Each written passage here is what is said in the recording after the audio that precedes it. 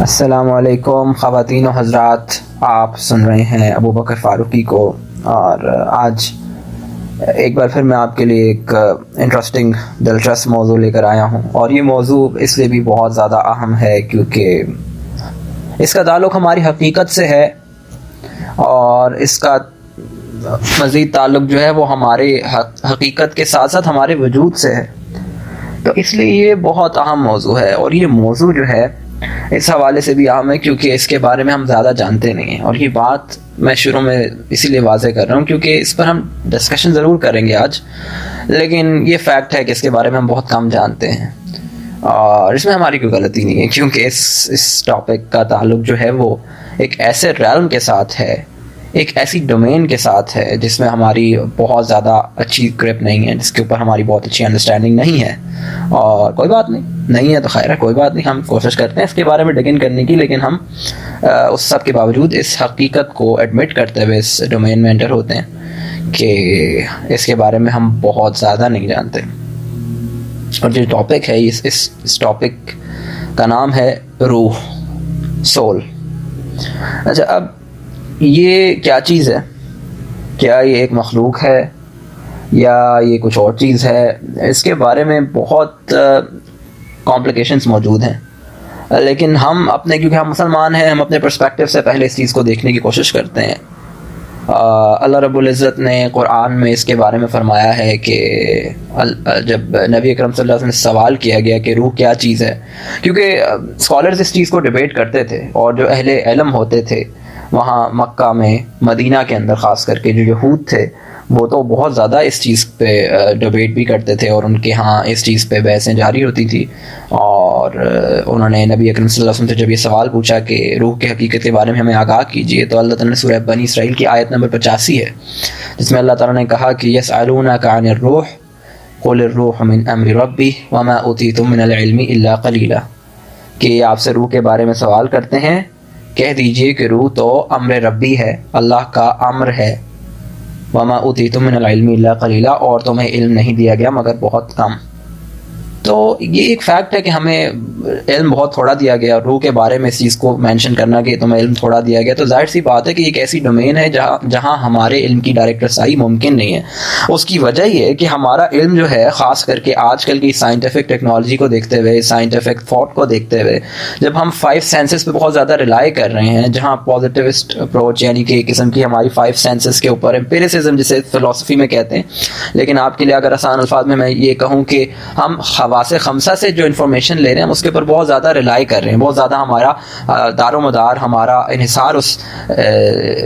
اطلاع پر ہے، اس خبر پر ہے جو ہم حواس خمسہ سے اخذ کر رہے ہیں، یعنی کہ مادیت کے اوپر ہمارا بہت زیادہ انحصار ہے آج کی دنیا میں، اور اس انحصار کے ہوتے ہوئے ایک ایسی ڈومین میں چھلانگ لگانا جہاں مادیت کا جس سے کوئی تعلق ہی نہیں ہے، جو مادیت سے بالکل ہی مختلف اور متضاد چیز ہے روح، اس کے حوالے سے ہمارے باڈی کی ذریعے سے ہم اس تک پہنچنا، یا اپنے دماغ سے محض فلسافیکلی ریزن کی بیس پر، ریشنلٹی کی بیس پر اس تک پہنچنا، یہ ایک مشکل امر ضرور ہے،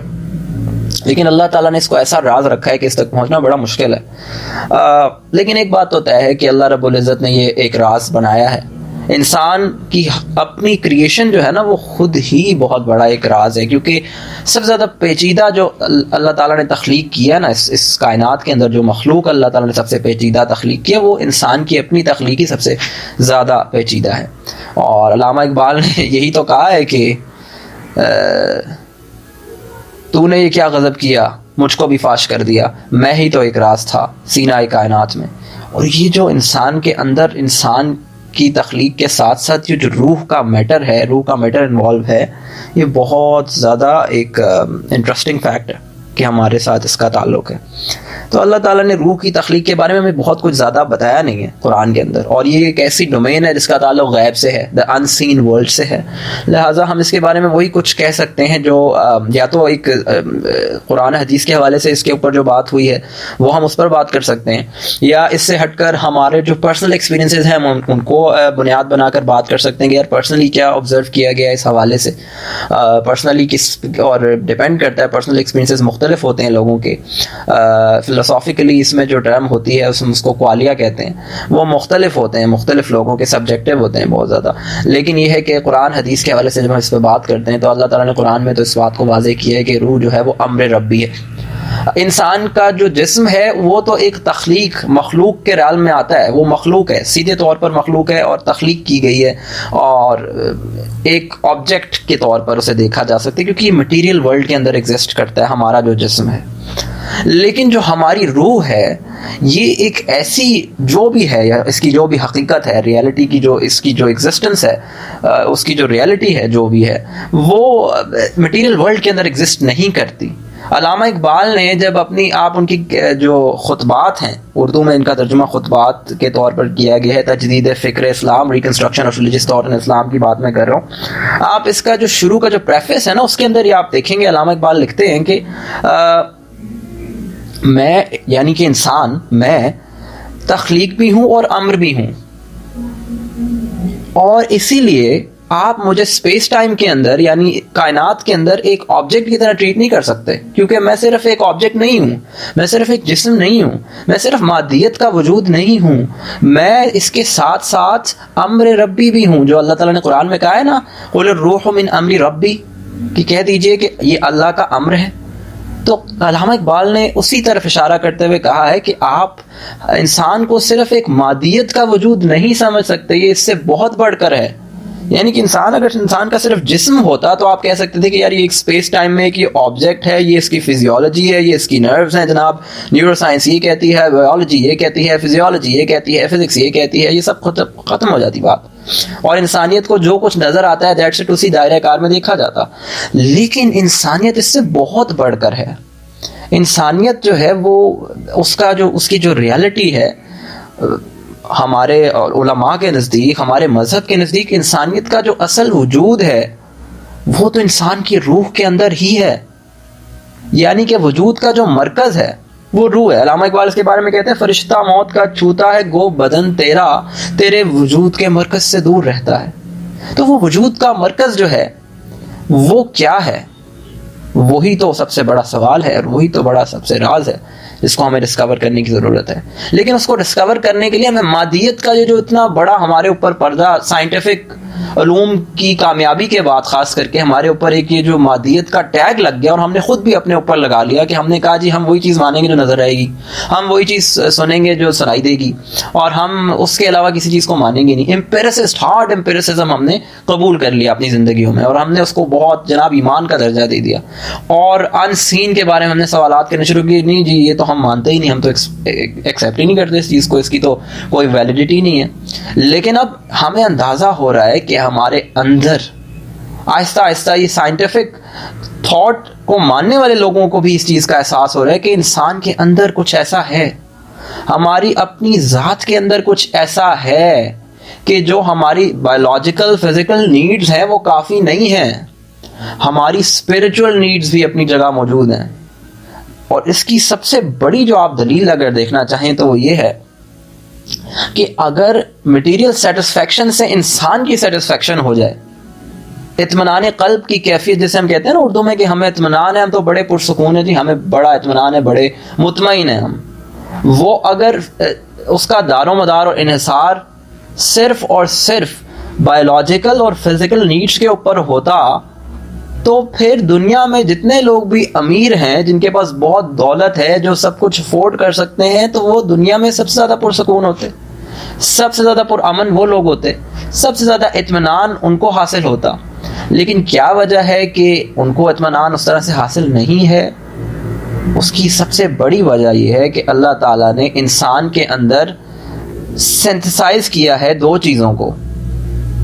انسان خلق بھی ہے, امر بھی ہے. انسان ایک حیوانیت والی جو سسٹم حیوانوں کے اندر جو موجود ہے نا, اینیملز کے اندر, حیوانات کے اندر, وہ ہمارے اندر بھی وہ چیزیں موجود ہیں. اللہ تعالیٰ نے فزیولوجی اس طرح کی بنائی ہے, اللہ تعالیٰ نے بایولوجیکل فنکشنز بہت حد تک سملر بنائے ہیں. لیکن ہمیں اور جانوروں میں ایک بہت بڑا فرق ہے. ہمارے اندر ایک ایسی کانشیس بینگ اللہ تعالیٰ نے ڈالی ہے, کانشیسنس کا وہ لیول ڈالا ہے جو جانوروں میں نہیں ہے. اور یہی وجہ ہے کہ ہم جانوروں سے بہت زیادہ آگے ہیں, ہمارا کانشیسنس کا لیول بہت آگے ہے. ہمارا سوچنے فکر کرنے کا انداز مختلف ہے. جانور کل کے بارے میں نہیں سوچتا, فیوچر پلاننگز نہیں کرتا. جانور کے پاس بھی دماغ ہوتا ہے لیکن وہ بڑی لمیٹڈ کانشیسنس کا مظہر ہے. وہ آج کیا کھانا ہے کیا نہیں کھانا اس کے بارے میں سوچتا ہے کہ یار آج مجھے شکار کس طرح ملے گا, کہاں پر ملے گا, وہاں پر جاتا ہوں کھاتا ہوں اور بس بات ختم. وہ یہ نہیں سوچتا کہ یار کل کے لیے اسٹور کرتے ہیں اسے, اچھا کل 2 مہینے کے بعد جو ہے موسم جو ہے وہ کیسا ہوگا اور مجھے یہاں رہنا چاہیے کہ نہیں, کیا میری کچھ اور ڈیمانڈس تو نہیں بڑھ رہی اور مجھے اور کیا کیا چیزیں دیکھنی چاہیے. وہ یہ چیزیں نہیں سوچتا. جانوروں کے موڈ نہیں ہوتے. جانور کو کبھی جناب آپ کہیں گے جی جانور کا موڈ ٹھیک نہیں تھا, اس کا آج موڈ خراب ہے کل موڈ ٹھیک ہوگا, یہ چیزیں ان میں پائی نہیں جاتی. تو اللہ تعالیٰ نے انسانیت کو بہت ڈفرینٹ ریالم میں پیدا کیا, ڈفرینٹ طریقے سے تخلیق کیا گیا انسان کو, اور اسی وجہ سے اللہ تعالیٰ نے کہا لقد خلقنا الانسان فی احسن تقویم. اللہ تعالیٰ نے بہترین فارم کے اندر انسان کو پیدا کیا ہے. وہ الگ بات ہے کہ اگر ہم اپنی اس فارم کو ایکسیپٹ نہ کریں اور اس ریالٹی کو قبول نہ کریں تو پھر ہم اسفل السافلین ہو جاتے ہیں. ثم رددناہ اسفل سافلین, نیچے والوں میں سے بھی نیچے والے ہو جاتے ہیں. یعنی کہ ہم جانوروں کے کردار سے بھی گر سکتے ہیں اگر ہم اپنی اس ریالٹی کو, اپنی اس ایگزسٹنس کی اس حقیقت کو نگیٹ کر دیں, اس کو ہم ایکسیپٹ ہی نہ کریں کہ ہمارے اندر یہ بائنڈریز کا ایک سنتھسس ہے. انسان کی حقیقت, اصل حقیقت جو ہے وہ انسان کی روح کو اگر ہم